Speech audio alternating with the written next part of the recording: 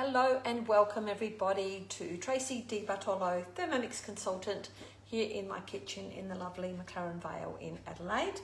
I'm here today to talk to you about one of my favourite bread recipes. It's called the Portuguese Bread and it will be found on Cookie Do.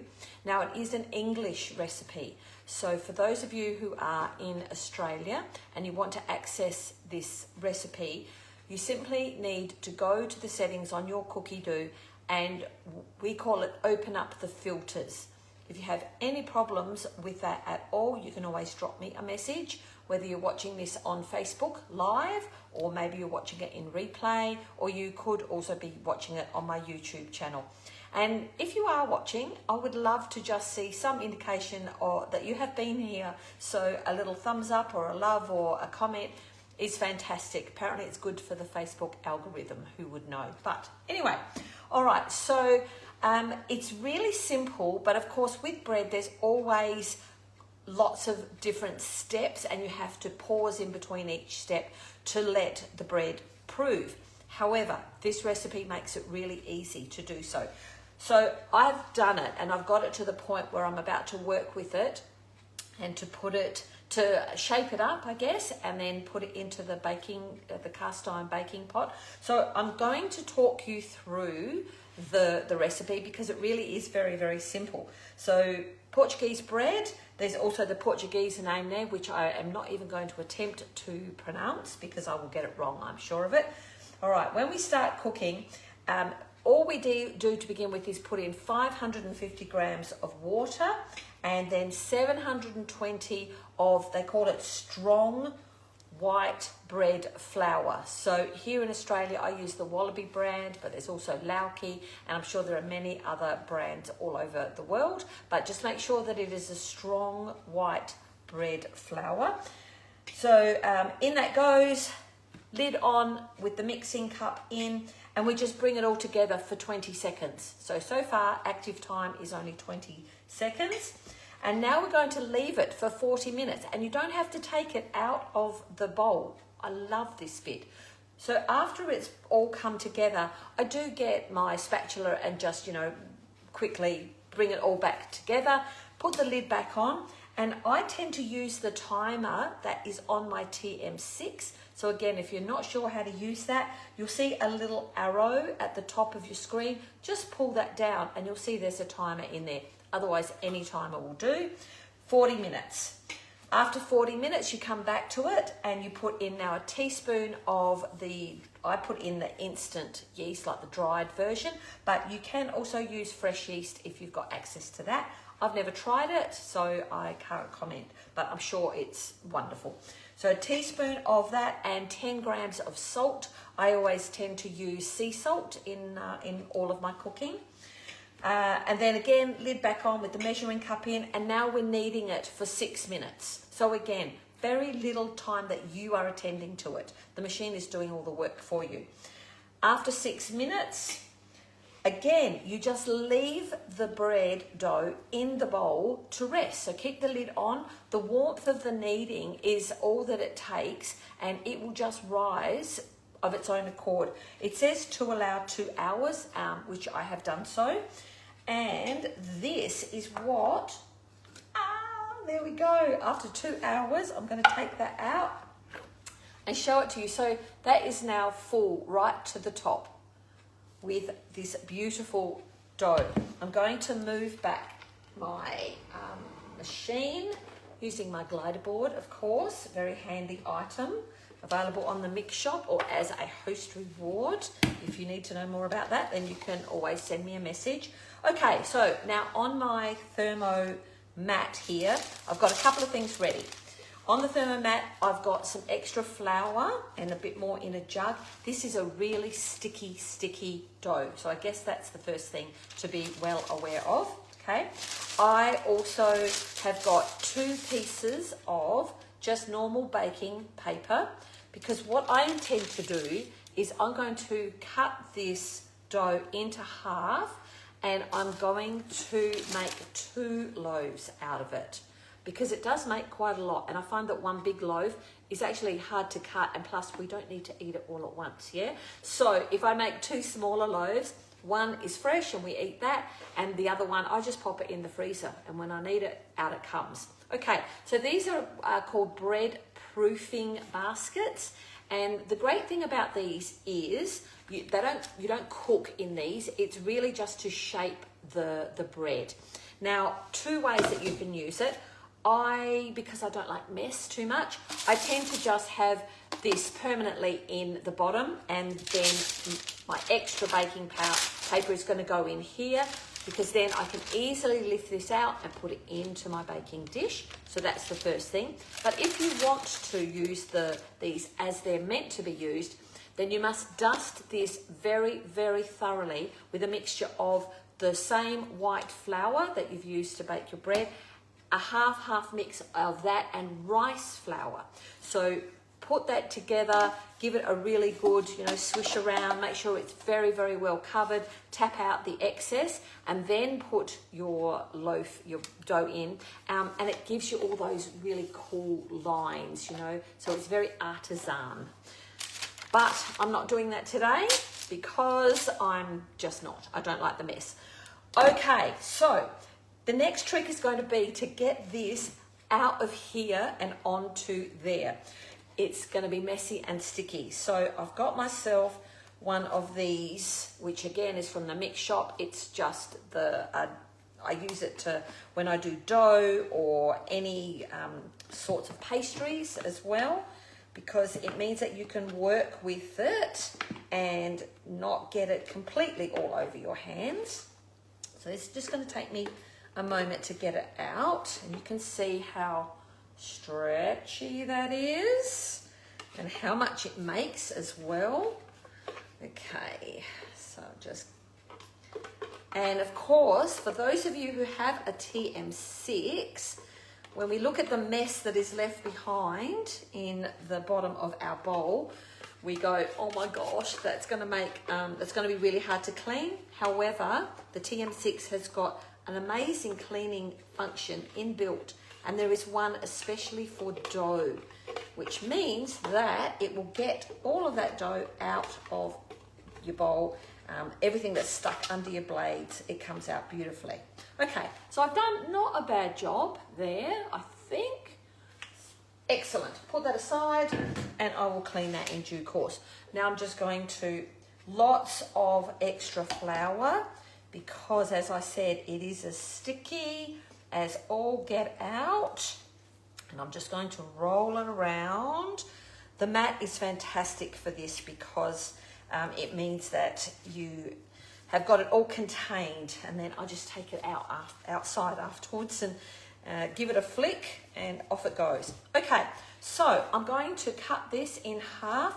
If you are using a baking mat, please remember that you must use something plastic. You can use the back of your spatula if you want. I just use this. Don't use metal is what I'm saying to you, because if you do that, then you could cut the mat and that renders it useless.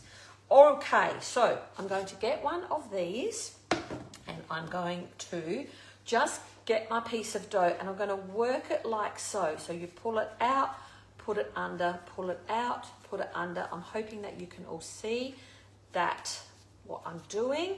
Okay, so you'll end up with a seam underneath, okay, under there. And I'm going to just pop that in there. Get my next one. Actually, this is, because I've been very generous with the flour, it's actually not too bad. So same process, pull it out, put it under, pull it out, pull it under. Now, I am no baking expert. I am not a bread maker. I am none of the above. So I'm only showing you what I do. If you've got better ideas about it, oh, see, look, now it's broken, so I've got to start again. If you've got better ideas about how I could be doing it, you know what? I love to learn. So please put a comment if you think that I could be doing it better. We're all here to learn together. That's my motto. I am no expert. I just love what I'm doing, that's all. Okay, so there we go. This one is going to go in there, like so. And I can just fold that up, and that will go outside, and voila, hardly any mess in my kitchen, which I like.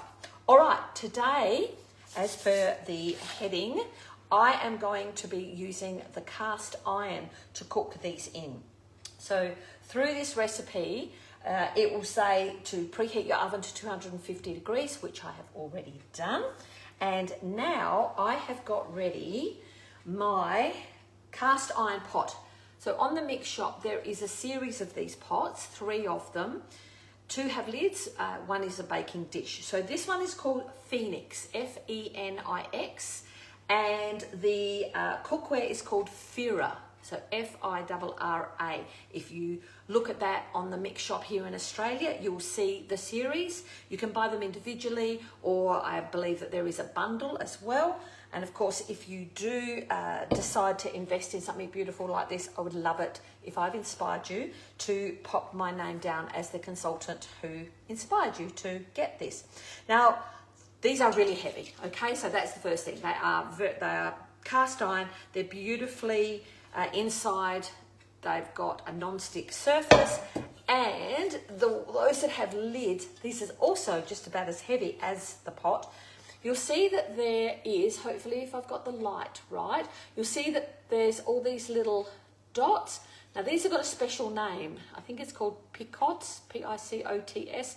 Sorry about the pronunciation. But the idea is that the moisture of what's cooking in here, it gathers on these little dots and then it drips back onto the item in there, and that's what keeps the moisture turning round and round and round. So when we cook this, we're actually going to have the lid on for a certain amount of time, and then at the very end, say the last 10 or 15 minutes, I'll take the lid off and then the top will brown beautifully.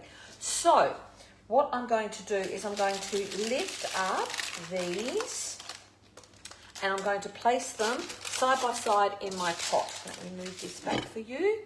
Okay, there's one, and move that across like so, and then the other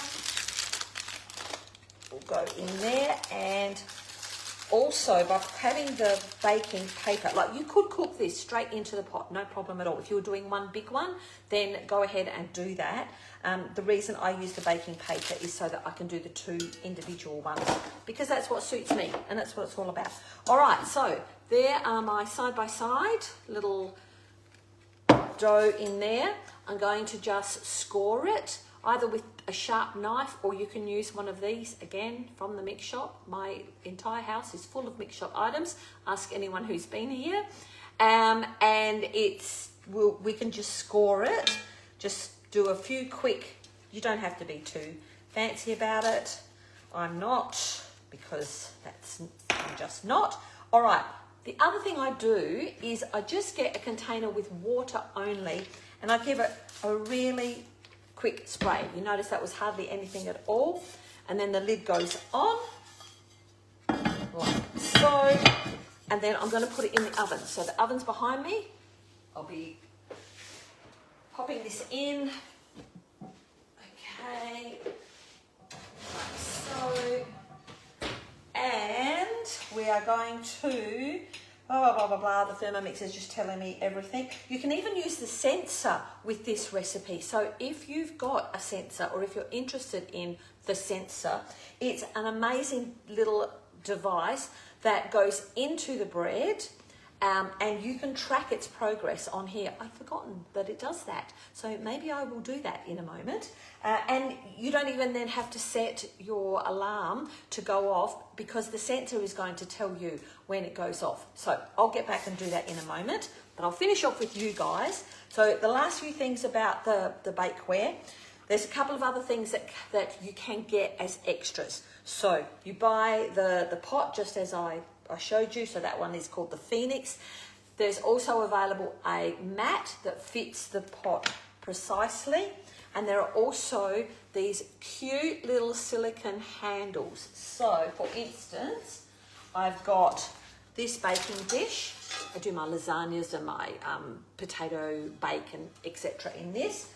It also has available one of these mats that's perfectly the right size, and then I can pop those on, so when I want to get it out of the oven and carry it to the table, I don't have to be bothering with other bulky things. It's got these purpose-made little duvers. So this one is called the Bronte, and I love this one. I use this one probably the most, I have to say. And then the other one is called Ambrosia. So there it is there. It's round and just quite shallow. So, and it also comes with the round one if you buy that as an additional thing. A couple of other things I've seen, but I don't have. I believe there is a baking, like a tray that fits inside of this baking dish. So you can get that as well. Okay, what have I forgotten to tell you? I'm not sure. I think that's everything. But what I'll do, because that's got to cook for however long the sensor tells me, otherwise it's about 40 minutes. And I will put a photo of the finished product up on my Facebook in the comments, and I'll also put it up on my YouTube as well. So thank you so much for joining me, those of you who have joined me right now, and for everybody who watches me down the track. I'm Tracy Di Bartolo, your friendly Thermomix consultant. I look after people all over Australia, so it doesn't matter where you live. If you want to contact me, then please do so, and I will always answer messages, absolutely always. Okay, I'm going to go now and find my sensor so I can pop it in. Bye for now.